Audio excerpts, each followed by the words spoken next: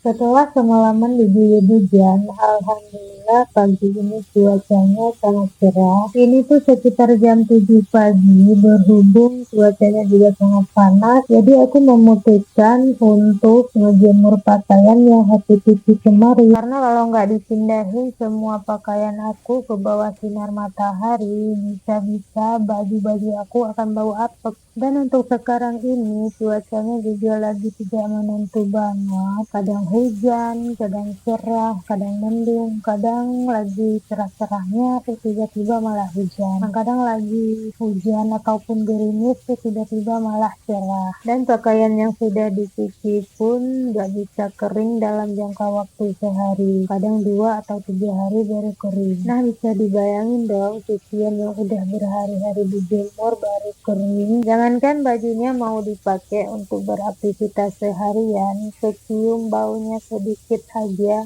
udah rasanya mau muntah, udah kayak nyium kotoran kucing sih. Dan kalau misalnya semua baju aku udah pada bau apek, jadi aku lebih milih ngebilas kembali bajunya daripada nanti kecium bau yang gak enak. Setelah bajunya udah pada kering dan baunya juga ikut hilang karena udah kita bilas satu persatu seperti sedia kala pada saat kita mencuci. Nah, kalau kalian tim yang mana ini, tetap dibiarin bau dipakai baru dicuci kembali, ataukah kalian milih ngebilas langsung kemudian dijemur lagi? Gak terasa saking panjangnya cerita, ini udah selesai jemur bajunya, kemudian aku lanjut mau ke aktivitas selanjutnya, yaitu mau nyusun piring yang udah aku cuci kemarin sore. Dan pada saat nyusun piringnya juga agak lumayan lama karena memang piringnya aku cuci kemarin sore memang lumayan banyak banget, karena ini lagi musim hujan ya teman-teman. Jadi kamar mandi aku atau sumur aku itu ada di luar dan gak ada atapnya. Kalau misalkan aku cuci piring saat lagi hujan, otomatis aku bisa basah dong. Jadi aku cuci piringnya kalau hujan udah reda. Alhasil piring kotor aku jadi numpuk dan beranak pinak. Biar nyusun piring yang udah bersih, lanjut aku beresin lagi piring yang masih kotor.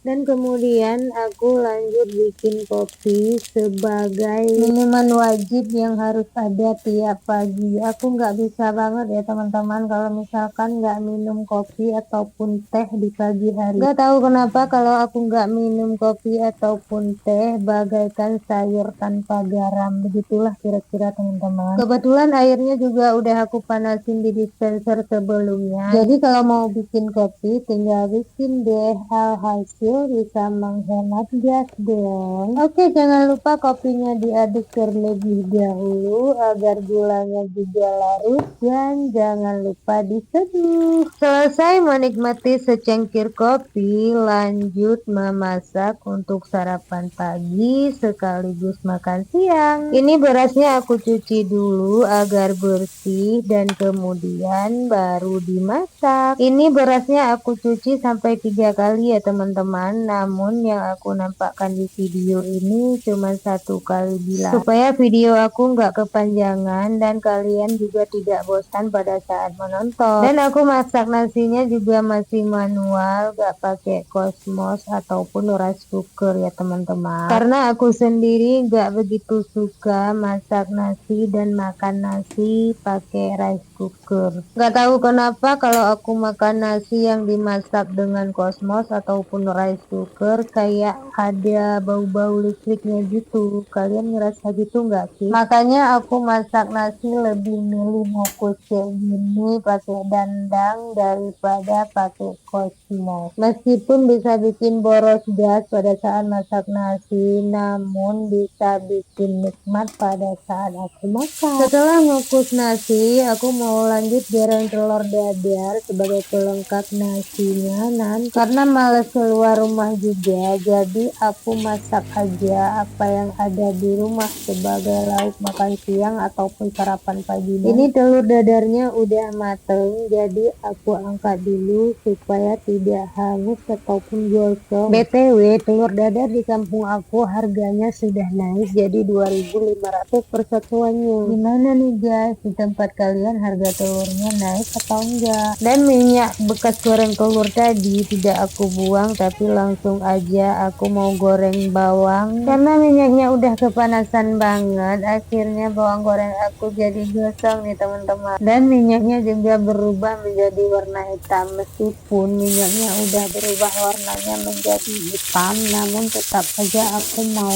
tumis sayur. Sayang banget kan kalau minyaknya dibuang, bisa mubazir. Jangan lupa juga untuk diaduk perbawangan serta pertomatannya dan dikonsrang-kansing, lalu tambahkan air 1 gayung. Lanjut masukkan sayur kolnya sama kentang. Tunggu mendidih, kemudian masukkan bawang yang sudah digoreng tadi. Meskipun bawang gorengnya udah gosong, namun masih tetap aku pakai karena masih tetap harum dan wangi juga. Tak perlu menunggu waktu lama, tahu-taunya sayur kol aku udah matang aja dan siap disajikan. Bismillah, karena udah capek berkoar-koar dari tadi, jadi aku mau minum dulu ya teman-teman. Ngomong-ngomong, ini nasi aku agak kebanyakan gak sih? Dan lauknya juga aku taruh agak banyak. Mungkin karena sarapan aku merangkap pagi dan siang kali ya. Kebetulan ini ada sisa sambal kemarin dan masih bagus, jadi aku mau makan lagi sambalnya. Oh ya, yang mau ikut makan sama aku jangan lupa ya, ambil nasi serta lauknya di rumah dan langsung makan, ikut makan bareng sama aku. Sebenarnya ini tuh salah satu kebiasaan aku ya, setelah selesai masak aku langsung aja makan karena aku lebih suka makan nasi selagi masih panas. Gak tahu kenapa kalau makan nasi yang udah keburu dingin rasanya agak beda gitu, nikmatnya itu udah gak ada menurut aku sih. Tapi balik lagi ke selera masing-masing juga ya. Minum dulu agar gak keselak dan makannya pun jadi mudah. Sampai di sini dulu video aku. Terima kasih sudah menonton. See you next video. Bye bye.